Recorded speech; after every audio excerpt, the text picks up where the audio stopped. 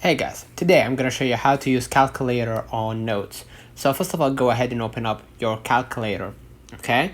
And then basically what you're going to do, you're going to click the calculator icon. This is a new feature for iOS 18. Click at the bottom left, and you're going to see right here, math notes. Click on it, and as you can see right here, you can solve math problems, right, from here.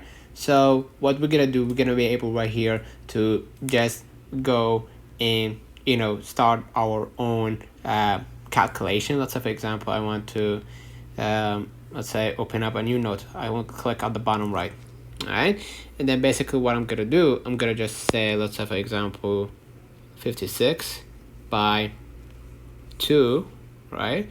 And as you can see right here, you're gonna see the equal for that math issue, right? If you want to do something like 56 by 7, and then just quote just like that, and then plus or minus, let's say minus 8, right, or minus 9 or minus 2, you're gonna be able right here to see the end result, and you can apply that to any math problem. So let me know in the comments if this video helped you.